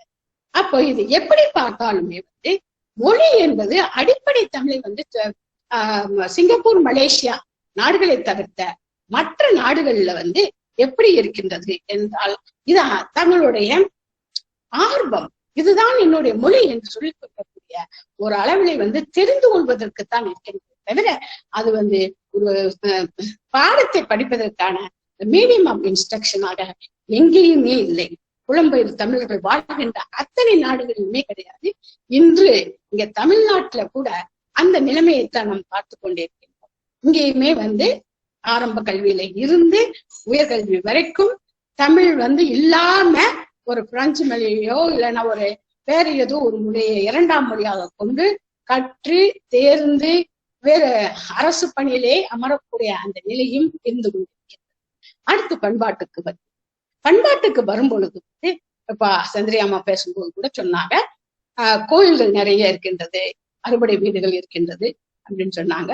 அவங்களே வந்து பொங்கல் விழா போன்ற விழாக்களை வந்து நிறைய நான் வந்து சிங்கப்பூர்ல சிம் யூனிவர்சிட்டியில தமிழ் மொழியில வந்து கற்பிக்கிறது, சங்க இலக்கியத்தையும் மொழிபெயர்ப்பையும் கற்பிப்பதற்கு யோதரை, தயிர் சாதம், பானகம் என்ற அந்த எல்லா பிரசாதங்களும் வந்து மக்களுக்கு கொடுத்துக்கிட்டே இருந்தாங்க. சாயங்காலத்துல இருந்து ஆரம்பிச்சு அடுத்த நாள் காலையில வரைக்கும் அந்த எல்லா மக்களுக்கும் அந்த பிரசாதங்களை கொடுத்து கொண்டு இருக்கின்றார்கள். எல்லாரும் நல்ல பட்டுச்சேலை, அது மாதிரி நகைகள் எல்லாம் போட்டு வந்திருந்தாங்க. இது வந்து அந்த பண்பாட்டுக்கு அவங்க கொடுத்த வந்து முக்கியத்துவம். அதே மாதிரிதான் அந்த தைப்பூசத்து அன்று முதல் நாள் காலையிலே ஆரம்பித்து அடுத்த நாள் இரவு வரைக்கும், இரவு கூட நிற்காமல் பால் காவடி, இந்த தோல்ல வந்து தேர் இழுக்கிறது, அழகு குத்துறது, இந்த செருப்புல வந்து அந்த ஆணைகள் இருக்கும், அந்த ஆணைகள் மேல ஏறி நின்று நடக்கிறது, அந்த போன்ற பால் குடம் எல்லா விதமான இதுவும் வந்து நான் அங்கதான் பார்த்தேன். இங்க மதுரையில இருக்கும் கூட பால் குடம் நான் அப்படி பார்த்ததே கிடையாது. ஆனால் அங்கே சிங்கப்பூர்ல நாள் முழுவதும் ஒரு 2 நாட்கள் வந்து எல்லா மக்களும் அந்த பண்பாட்டு நிகழ்வுகளை நடத்தி கொண்டிருப்பதை பார்த்தேன். அது மட்டுமல்ல, அந்த போறவங்க வந்து என்ன மொழியில பேசிக்கிறாங்க அப்படிங்கிறத பக்கத்துல போய் உற்று நின்று கவனித்தேன். அப்படி உற்று நின்று கவனிக்கும் பொழுது நிறைய பேருக்கு அங்க தமிழ் பேச தெரியும். அந்த சிங்கப்பூரை சுற்றி இருக்கக்கூடிய எத்தனையோ இடங்கள்ல இருந்து வந்திருக்காங்க. அது ஆயிரக்கணக்கான பல ஆயிரங்களை கடந்த அந்த மக்கள், அவர்கள் வந்து இந்த தைப்பூசத்துக்கு அன்னைக்கு கட்டாயமாக பால்குடம் எடுக்க வேண்டும், காவடி எடுக்க வேண்டும், தோல் அழகு குத்த வேண்டும் என்ற அந்த பண்பாட்டுக்கு ஒரு முக்கியத்துவம் கொடுத்து சென்று கொண்டிருந்தார்கள். அங்க சிலரிடம் போய் பேச்சு கொடுத்து பார்த்தேன். தமிழ் தெரியுமா, ஏன் இது பண்றீங்க அப்படிங்கிறது. முருகன் என்று சொல்ல தெரிகின்றது, அது கூட சரியாக இல்லை, வெவ்வேறு பெயர். அந்த பெயர்கள் நம்ம பார்த்தோம்னு சொன்னா மிக வித்தியாசமாக இருக்கும். அப்ப அங்கேயும் அவர் இந்த பண்பாட்டுக்குத்தான் முக்கியத்துவம் இருக்கின்றார்கள். இதே மாதிரி லண்டன்ல ஒரு கருத்தரங்களை நான் கட்டுரை வாசிப்பதற்காக போயிருந்தேன். நான் இது கருத்தரங்கம் கட்டுரை ஆய்வு கட்டுரைகளை வாசிக்கக்கூடிய ஒரு கருத்துரை. அங்க போய் அந்த லண்டன்ல நான் கட்டுரை வாசிக்க போயிருந்தப்போ அவங்க காலையில இருந்து ஆரம்பிச்சிருந்தாங்க. காலையில இருந்து ஆய்வு கட்டுரைகளை வாசிக்க கூப்பிடுவாங்க. நாங்க ஒரு 5-6 பேர், பேராசிரியர் மரதநாயகன் கூட அங்க வந்திருந்தாரு. நாங்க ஒரு 5-6 பேர் அங்க உட்கார்ந்துட்டே இருக்கோம். ஆனா அங்க அவருடைய பிள்ளைகளுடைய பரதநாட்டிய அரங்கேற்றம், அவங்க திருக்குறளை சொல்றது, இல்லைன்னு சொன்னா பாட்டு பாடுறது, அவங்களுடைய அந்த பூத்தச்சு அழகா பூத்தச்சிருந்தாங்க, பின்னாடி பூத்தைக்கிறது, பட்டு பாவடை கட்டிருக்கிறது, அந்த மாதிரியான விஷயங்களுக்கு தான் முக்கியத்துவம் கொடுத்தாங்க. அந்த ஊடால ஒரு 2 நிமிஷம் யாராவது போய் இந்த மயக்க பிடிச்சு அவங்க ஆய்வு கட்டுரைகளை வாசிங்க அப்படின்னு சொன்னாங்க. அப்போ அந்த கூட்ட நிகழ்வு கருத்தரங்கம் என்ற அந்த பெயரிலே அவங்களுடைய அடையாளங்களாக அவங்களுடைய அந்த பண்பாட்டு கூறுகளை வெளிப்படுத்திதான் பாக்குறாங்க தவிர அங்க அந்த ஆய்வுகளுக்கோ ஆய்வு கட்டுரைகளுக்கோ அந்த மொழிக்கோ எந்த விதமான முக்கியத்துவம் இல்லை. நாங்க சரி நாமளும் உட்கார்ந்து அதையெல்லாம் பார்த்துட்டு வந்தோம். அப்பொழுது அங்க எல்லாருக்குமாக ஒரு அடையாளமாக என்னவாக இருக்கின்றது. அப்படி பார்க்கும் பொழுதுதான் எல்லா புலம்பெயர் தமிழர்கள் வாழ்கின்ற எல்லா இடங்களிலும் இன்று நிறைய கோயில்கள் இருக்கின்றன. அவர்கள் வழிபாட்டு முறைகளை பின்பற்றுகின்றார்கள். இங்க இருந்த சிவாச்சாரியர்கள் குருக்கள் எல்லாரையும் கூட்டிட்டு போய் அந்த வழிபாடுகளை செய்கின்றார்கள். தீபாவளி, பொங்கல் போன்ற விசேஷங்கள் நல்லா கொண்டாடுறாங்க. அது மட்டுமல்ல, இங்க நாமளே மறந்து போன பூப்புனித நீராட்டு விழா, தாவணி போடுறது, காது குத்துறது, அது எல்லாமே கூட அங்க ரொம்ப நல்லா கொண்டாடுறாங்க. அது ஏன் அப்படின்னு சொன்னாங்கன்னா, இங்க ஒரு இனத்தை வெளிப்படுத்துவதற்கு அவங்களுடைய ஒரு அவியல் அப்படின்னு சொன்னானா, அவியல் செட்டிநாட்டு அவியல், திருநெல்வேலிக்காரங்க அவியல் சொல்லுவாங்க அப்படின்னு சொல்றோம் இல்லையா. அந்த உணவு பழக்க வழக்கங்கள் எப்படி அந்த மக்களை, இங்க தமிழ்நாட்டுல மக்களை அடையாளம் காட்டுகின்றதோ, அதே மாதிரி அந்த புலம்பெயர் தமிழர்கள் ஒன்று கூடுவதற்கும், எங்கெல்லாம் இருக்கக்கூடிய எல்லா தமிழரும் ஒன்று கூடுறாங்க, அந்த ஒன்று கூடுவதற்கும் அவங்களுடைய அடையாளத்தை வெளிப்படுத்துவோம். நான் தமிழர், நாங்க எங்களுடைய சடங்குகளை நாங்கள் முறையாக பின்பற்றுகின்றோம் என்ற அந்த வெளிப்பாட்டினை, பண்பாட்டினை வெளிப்படுத்துவதற்கும் அவர்கள் தயாராக இருக்காங்க. இதுதான் நான் 4 நாடுகளில் உற்று காமித்தது. அங்கங்க போறப்ப எல்லாம் இந்த கற்றல் கற்பித்தலை பத்தி அவங்க என்ன செய்யறாங்க அப்படின்ட்டு. அதே மாதிரிதான் மலேசியாவிலையும் ஒரு கருத்தரங்கு நடத்தணும். கற்றல் கற்பித்தலை பற்றிய உலக தமிழ் வளர்ச்சித்துறை தான் நடத்திருந்தது. சகோதரர்களும் வந்திருந்தார்கள். அப்போ அங்கேயும் கூட அந்த ஆய்வுகளை தாண்டி அதுக்கப்புறம் அந்த பண்பாட்டு கூறுகளுக்கான முக்கியத்துவம் தான் அதிகமாக பண்பாட்டு கூறுகளுக்கு தான் முக்கியத்துவம் கொடுக்கப்படுகிறது. அதுதான் அடையாளமாக. அப்ப இந்த நிலையில எப்படி அந்த தமிழ் மொழி வளரப் போகின்றது, எப்படி பாதுகாக்கப் போகின்றது, பாதுகாக்கப்பட போகின்றது என்று ஒரு கேள்வி முன்வைக்கப்படுகிறது.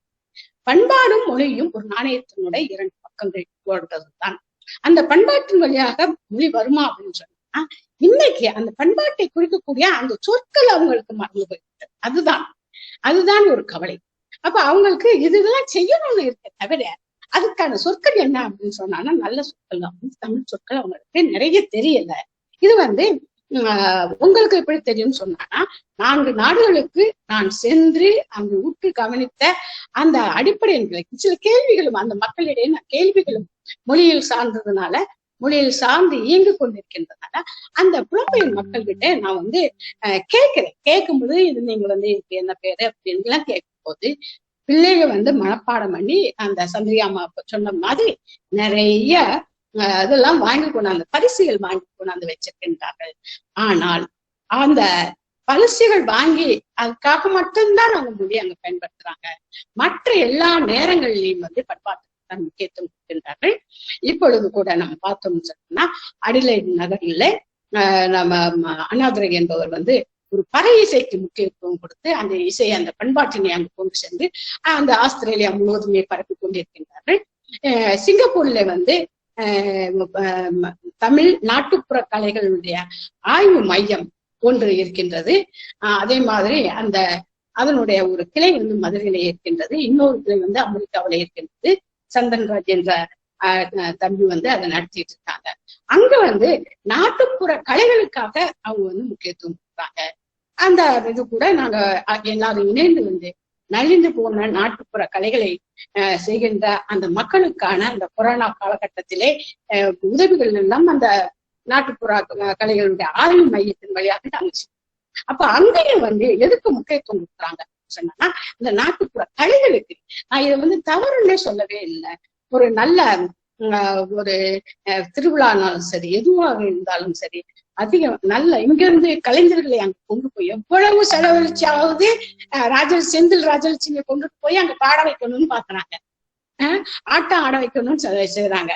அதே மாதிரி நல்ல மூதறிஞர்களை கொண்டு போய் தமிழை வளர்க்கணும்னு அப்ப அவங்க நினைக்கிறாங்களா அப்படின்னு சொன்னா அது வந்து ஒப்பிட்டு பார்க்கும் பொழுது நம்ம முழுவதுமாக குறை சொல்லவில்லை, ஒப்பிட்டு பார்க்கும் பொழுது அது வந்து குறைவாகத்தான் இருக்கிறது.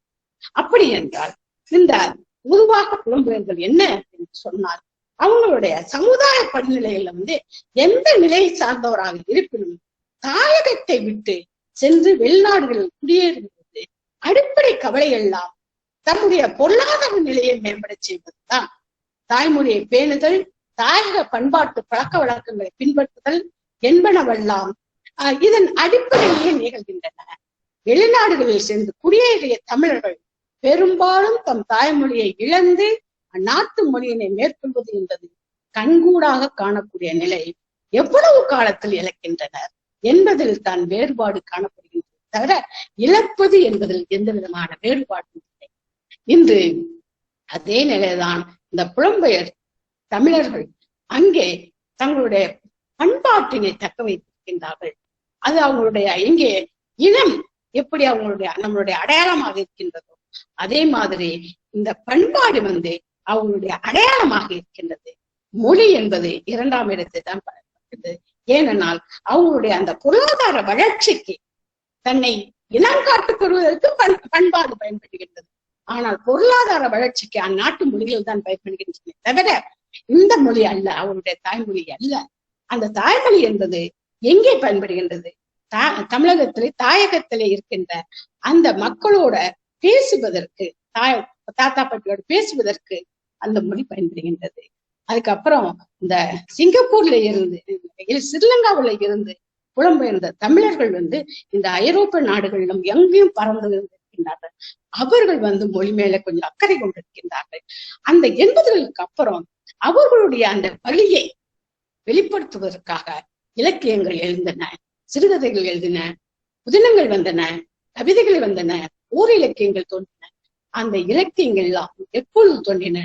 இந்த இலங்கையில இருந்து புலம்பெயர்ந்து ஐரோப்பிய நாடுகளிலே வாழ்ந்து கொண்டிருக்கின்ற அந்த மக்களால் எழுதப்பட்ட சிறந்த புதினங்கள், இலக்கியங்கள் இன்று இருக்கின்றன. அந்த இலக்கியங்களை பற்றி தான் நாளை வந்து பேச இருக்கின்றன. மலேசியாவுடைய இந்த இலக்கிய வளம் எப்படி இருக்கின்றது என்பதை பற்றி பேச இருக்கின்றார்கள். அதே மாதிரி நிறைய சிங்கப்பூர் இலக்கியங்கள், மலேசிய இலக்கியங்கள், ஐரோப்பிய இலக்கியங்கள் என்று இலக்கியங்கள் வந்து இப்பொழுது வளர்ந்து கொண்டிருக்கின்றது அந்த எழுத்துக்களோடு சரி. அதுக்கப்புறம் அந்த பிள்ளைங்களுக்கு எப்பொழுது நாம் தமிழை கற்றுக் கொடுக்க போகின்றோம் என்பதுதான் உள்ளது. அதற்கான ஒரு வேண்டுகோள் தமிழ் வளர்ச்சித்துறை இருக்கின்றது, உலக தமிழ் ஆராய்ச்சி நிறுவனம் இருக்கின்றது, தமிழ் பல்கலைக்கழகம் இருக்கின்றது. ஒட்டுமொத்தமாக ஒரு பாட திட்டத்தை இதை வந்து ஒவ்வொரு நாட்டுக்கு ஏற்ற மாதிரி எல்லாம் முழுமையான ஒரு பாட திட்டத்தை வந்து உருவாக்க வேண்டும். அந்த பாட திட்டத்தை உருவாக்கி அதை வந்து நம்ம செயலிகள் வழியாக அல்லது இணையம் வழியாக வந்து இன்னைக்கு இணையம் மிகப்பெரிய வெற்றியை எல்லாரும் ஒரு இடத்துல அவங்கவுங்க இடத்துல இருந்துகிட்டு நூற்றுக்கணக்கானவர்களை சந்தித்து தங்களுடைய கருத்துக்களை முன்வைக்கக்கூடிய அந்த வாய்ப்பினை இந்த இணையம் கொடுத்திருக்கின்றது. இந்த இணையத்தின் வழியாக ஒரு பாட திட்டத்தை அது செய்து அதை மொத்தமாக கொடுக்கலாம். இது நம்மளுடைய நாட்டிலே இயங்கிக் கொண்டிருக்கின்ற தமிழுக்காக இயங்கக்கூடிய இந்த நிறுவனங்கள் தான் இதை செய்ய வேண்டும். நிறுவனம் தனிப்பட்ட முறையில நிறைய பேர் செஞ்சிட்டு இருக்காங்க.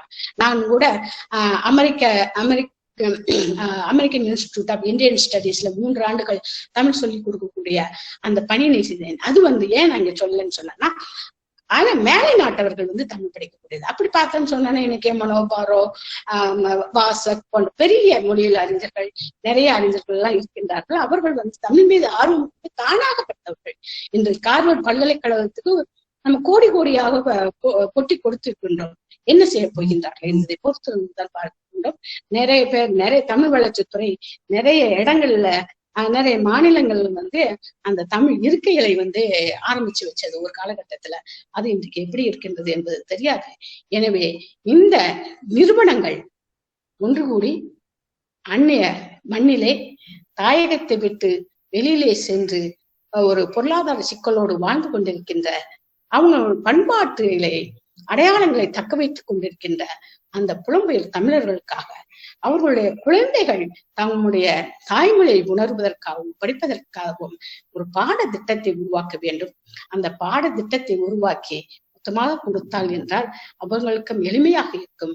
அந்த வேலையை இந்த நேரத்திலே சகோதரர் இங்கே இருக்கின்றார், அவருடைய ஒரு வேண்டுகோளாக வைத்து எனக்கு இந்த வாய்ப்பினை அளித்த உலகத்தமிழ் ஆராய்ச்சி நிறுவன இயக்குனர் அவர்களுக்கும், அயலகத்துறை பணிபுரிந்து ஜானகி அவர்களுக்கும், ஈரோடு வெள்ளாளர் கல்லூரியிலே பணிபுரிந்து கொண்டிருக்கின்ற நிர்மலாவுக்கும், சுமதிக்கும் மற்றும் அவர்களோடு இணைந்து, இன்னைக்கு அவங்க இல்லைன்னு சொன்னா இந்த தொழில்நுட்பம் நம்மளுக்கு கிடைச்சிருக்காது, அவர்களுக்கும் அதோட அவங்களுடைய அந்த பிரின்சிபல் அவர்களுக்கும் நிர்வாகத்தினர்களுக்கும் என்னுடைய மனமார்ந்த நன்றியினை கூறி இதுவரை என்னுடைய இந்த உரையை கேட்டுக்கொண்டிருந்த உங்கள் அனைவருக்கும் நன்றி கூறி விடைபெறுகின்றேன். நன்றி, வணக்கம். புலம்பெயர்ந்த தமிழர்களின் வாழ்வியலை மிகச் சிறப்பாக எடுத்து கூறினீர்கள் அம்மா. அங்க போய் பார்த்தா தான் புலம்பெயர்ந்த மக்கள் எப்படி வாழ்கிறார்கள், எப்படியெல்லாம் தங்களுடைய பண்பாட்டை எதிர்கொள்கிறார்கள் என்பதெல்லாம் நீங்கள் சொல்லுவது மிகச் சரி. மொழியை விட அவர்கள் பண்பாட்டுக்குத்தான் மிக முக்கியத்துவம் தருகிறார்கள். மொழி நம்ம திருப்பி தாயகம் வரும்போதுதான் அவங்களுக்கு மொழி பயன்படுகிறது. இவற்றை தெளிவாக எடுத்து கூறினீர்கள் அம்மா. உங்களுக்கு எங்கள் கல்லூரியின் சார்பாக நன்றிகள் பல. வினாக்கள் இருந்தால் வினாக்களை கேட்கலாம். ஒவ்வொருவராக தாங்கள் வினாக்களை கேட்கலாம். அம்மா வணக்கம். பேரை சொல்லிட்டு சொல்லுங்க. என்னோட பேர் பிரேம்குமார், மைசூர்ல இருந்து பேசுறேன்.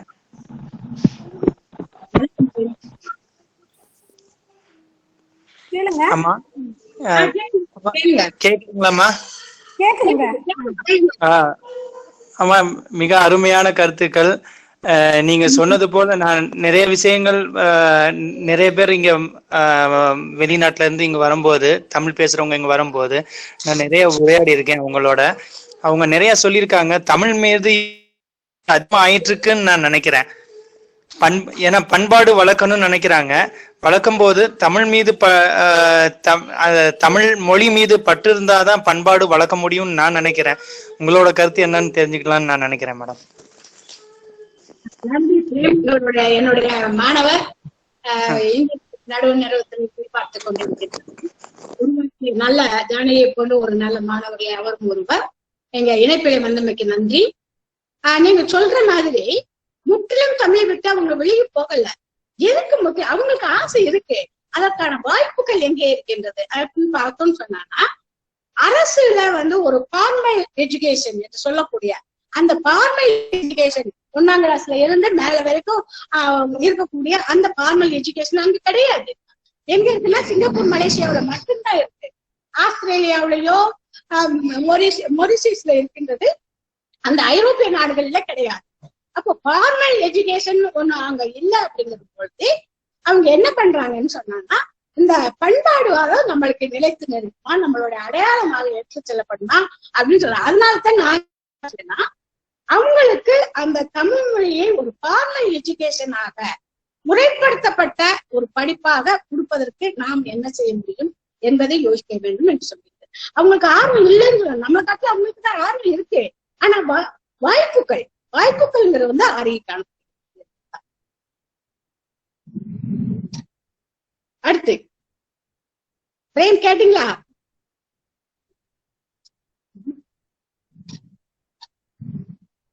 அம்மா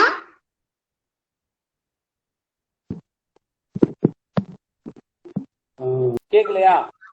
கொஞ்சம் மெதுவா கேக்குது, கொஞ்சம் சரி சரி கேக்குது. இப்ப கேக்குதா? கேக்குதுங்க ஐயா, கேக்குதுங்க ஐயா. சரி. மிக்க மிக மகிழ்ச்சி. ஒரு முழுமையான பாடத்தை தமிழ்நாடு அரசு தர வேண்டும் என்று சொன்ன கருத்து. அதுபோன்று நீங்கள் பார்த்தால் உலக நாடுகள் முழுக்க அவர்கள் சொன்ன கருத்திலே நான் உடன்படுகிறேன். மொழி நிற்குமா பண்பாடு நிற்குமா என்று சொன்னால் அங்கே பண்பாடு இருக்கிறது, மொழி தக்க வைக்கப்படவில்லை என்பதுதான். மொரிசியஸ் நாட்டில் இருக்கக்கூடிய பெயர்களெல்லாம் ஆறுமுகம் பரசுராமன், பெயர் தமிழ். அவங்களுடைய பண்பாடாக இருக்கக்கூடிய தைப்பூச திருவிழாக்கள் எல்லாம் தமிழ். அதெல்லாம் அந்த பண்பாடெல்லாம் இருக்கின்றது. அதே போன்று பல நாடுகளிலே ரீயூனியன், குவாதலோ, தென்னாப்பிரிக்கா என்று உலக நாடுகள் முழுக்க அந்த நிலையை அறிய முடிகிறது. அது உண்மைதான். எனவே அந்த நிலையிலே ஒரு முழுமையான பாடத்திட்டம் இருந்தால் நிச்சயமாக அவர்கள் ஒரு தொடர்ந்து படித்து அவர்கள் மொழியை தைக்க வைப்பதற்கான வாய்ப்பாக இருக்கும். நல்ல நல்ல கருத்துக்கள். பேராசிரியர் முனைவர் சந்திரிகா அம்மா அவர்களுக்கும் முனைவர் ரேணுகா அவர்களுக்கு வாழ்த்துக்கள். அனைத்து தொழில்நுட்ப கலைஞர்களுக்கும் வாழ்த்துக்கள். நன்றி.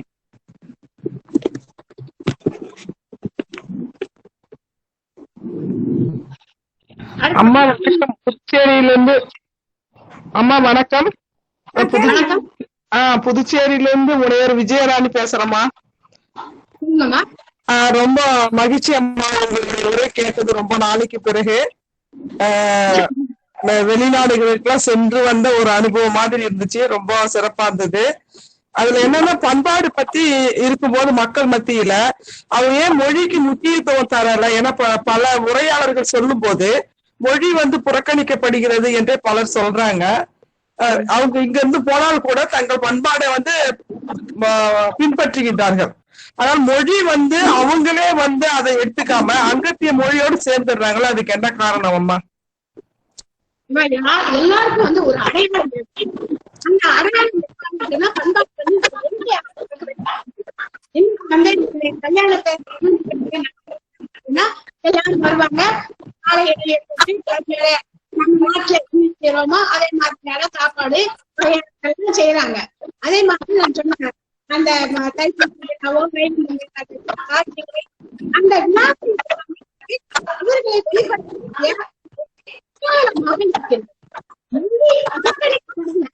ஆனா அவங்க எதுக்கு போறாங்க? காசு சம்பளம் போறாங்க. அந்த வளர்ச்சிக்கு இந்த மொழி என்ன அப்படின்னு அது எதுவும் இல்லை. உங்களுடைய அம்மா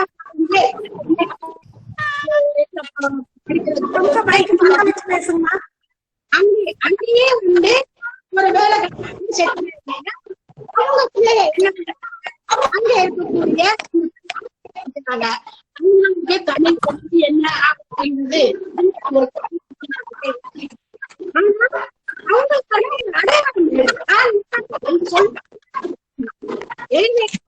பண்பாட விட்டு அவங்களால வெளியே வர முடியல. ஆனா மொழியை அவ்வளவு வேகமாக வைக்க முடியும்.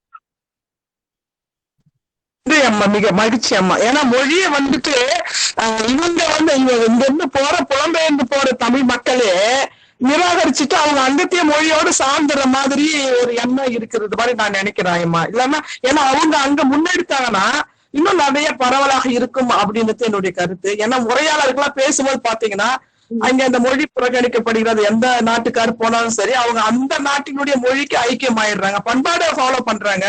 மொழி மட்டும் நமக்கு வளராம இன்னும் நிறைய அங்க வளராத போறதுக்கு இது ஒரு காரணமா இருக்கலாமா? இவங்களே புறக்கணிப்பது போல நம்ம தமிழ் மக்களே தமிழர்களே அந்த இருக்கலாமான்னு என்னுடைய ஐயா. நீங்க அம்மா என்ன சொல்றீங்க? என்னுடைய முழு உரையை அதை பற்றி தான். மொழியை வந்து புறக்கணிக்கிறது இல்லை. தமிழ்நாட்டில்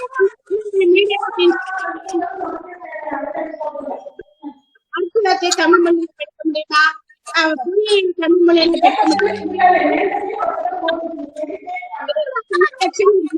அப்படி இல்லாத போது அந்த நிலை வந்து உருவாகி கொண்டிருக்கின்றது. இன்றைக்கு வந்து சின்ன கிளாஸ்ல எல்கேஜி யூகேஜில இருந்து உயர்கல்வி வரைக்கும் தமிழே படிக்காம நம்ம குழந்தைகள் வந்து உயர்கல்வியை படிக்குது இல்லையா மாமி நானே? கண்டிப்பா. ஆமா ஆமா ஆமா ஆமா, நிஜம் நிஜம் உண்மை. தமிழ பாருங்க. அடுத்து ஏதாவது இது வாய்ப்பு இருந்துச்சுன்னு சொன்னா நான் உயர்ந்த தமிழ் கட்டாயம் பேசுதான். சரி சரி, அது உண்மை, இது உண்மை அம்மா, இது கண்டிப்பா 100% உண்மை உண்மை அம்மா. நம்ம நாட்டிலே நாம வந்து அத்தனை வந்து அந்த தங்களுடைய அடையாளம் வந்து அந்த அடையாளம் வந்து மிக எளிமையாக அவங்க பாட்டு பண்றதுக்கு கிடைக்கிறது வந்து பண்பாட்டு மொழிங்கிறது பள்ளிக்கூடத்துக்கு போகணும், கத்துக்கணும், பச்சை எழுதணும், எழுதணும், இது. ஆனா பண்பாட்டுல அந்த அளவுக்கு கிடையாது. அவங்களுடைய அடையாளம் மிக சீக்கிரமாக பண்பாடு. இந்த மொழி என்பது வந்து இன்ஃபார்மல் எஜுகேஷன் சொல்கிற முறைசாரா கல்வி அவங்களுக்கு கிடைக்கின்றது. முறைசார் கல்வி அங்க கிடைக்கக்கூடிய வாய்ப்புகள் வந்து மிக அதிகம் இருக்கின்றது. இப்போ எப்படி சொல்லுவாங்க, நம்ம வீட்டு பிள்ளையே இன்னைக்கு வந்து ஆங்கில வழியாக இந்த பிள்ளைகள் எப்படி வந்து தமிழ் பேசுறாங்கன்றது நமக்கு தெரியல. அதுதான் இன்றைக்கு புலம்பெயர்ந்த தமிழர்களுக்கும் உள்ள சிக்கல்.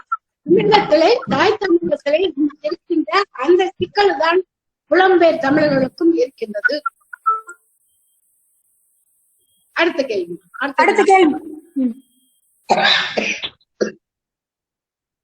அடுத்த கேள்வி கேட்கலாங்க, கேளுங்க. புலம்பெயர்ந்து அங்க இருக்கின்ற ஊர்களில் தமிழ் பள்ளி இருக்கிறதாங்கம்மா? தமிழ் பள்ளி வந்து இந்த ஆஸ்திரேலியா, மொரிஷியஸ்ல கல்லூரிகள் இருக்கின்றன. சவுத் ஆப்பிரிக்கா இந்த மாதிரி இடங்கள்ல வந்து சனி ஞாயிறு வந்து தமிழர்கள் அவர்கள் வந்து தங்களுடைய பிள்ளைங்களுக்காக தமிழ் சொல்லிக் கொடுப்பதற்காக சின்ன சின்ன பள்ளிகளை உருவாக்கி வச்சிருக்காங்க. அந்த பள்ளிகள்ல சனி ஞாயிறுல இந்த பிள்ளைய போகலாம்.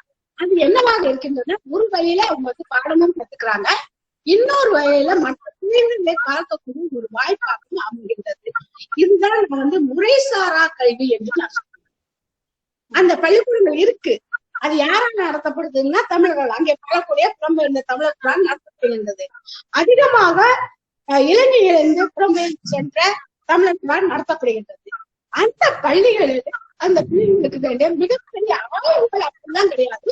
சின்ன சின்ன தமிழ் மொழியை பற்றிய சில விஷயங்களை வந்து சொல்லிக் கொடுக்குறாங்க. அது வந்து முறை சார்ந்த கல்வி அல்ல, இன்ஃபார்மல் எஜுகேஷன். அப்படி படிப்பதற்கு அந்த அரசாங்கம், ஆஸ்திரேலியா அரசாங்கம் வந்து நிதி உதவி எல்லாம் கொடுக்குது. அதற்கு பணம் நிறைய செலவாகுது அப்படிங்கிற மாதிரி சொல்றாங்க தமிழ் பள்ளியில அனுப்பும்போது. அதுதாங்க ஒவ்வொரு மாணவர்களுக்கும் அவங்க படிப்பதற்கான நிதியை வந்து அரசே கொடுக்கின்றது. நன்றிங்கம்மா. நீங்க வேறு யாராவது வினா இருந்தாலும் கேட்கலாம். சரிங்கம்மா, சாட்லி எதுவும் வரலைங்கம்மா. மிக சிறப்பான ஒரு அருமையான உரையாற்றிய உங்களுக்கு நன்றி கூற கவிதா அவர்களை அன்புடன் அழைக்கிறேன். வணக்கம் அம்மா. புலம்பெயர் மக்களின் மொழி, பண்பாடு, இசை, நாட்டுப்புற கலைகளுக்கு அவர்கள் கொடுக்கும் முக்கியத்துவம் ஆகியவற்றை பற்றி சிறப்பாக எடுத்துரைத்து நல்லதொரு பொலிவை நிகழ்த்தினீர்கள். இந்த மாலை நேரம் எங்களுக்கு ஒரு பொன்மாலை நேரமாக அமைந்தது அம்மா. அத்தகு பொன்மாலை நேரமாக அமைத்து கொடுத்த முனைவர் வி ரேணுகாதேவி அம்மா அவர்களுக்கு எங்களது நெஞ்சம் நிறைந்த நன்றிகளை உரித்தாக்குகின்றோம். இந்நிகழ்வில் தலைமையுரை நிகழ்த்திய உலக தமிழாராய்ச்சி நிறுவனத்தின் இயக்குனர் விஜயராகவன் ஐயா அவர்களுக்கும், முதல் அமர்வில் பொழிவு நிகழ்த்திய சந்திரிகா சுப்பிரமணியம் அவர்களுக்கும் நெஞ்சம் நிறைந்த நன்றிகள்.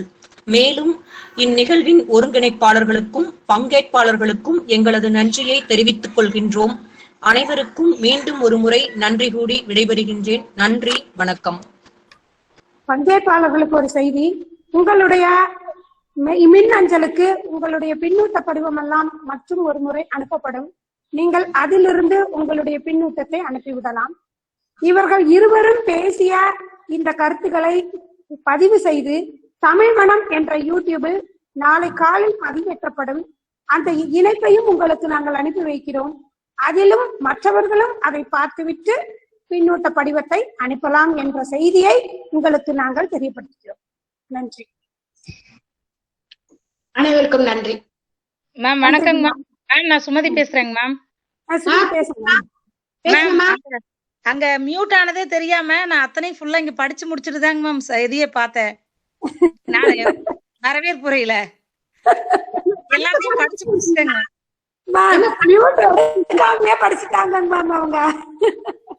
எல்லாத்தையுமே படிச்சு முடிச்சுட்டேங்க மேம்.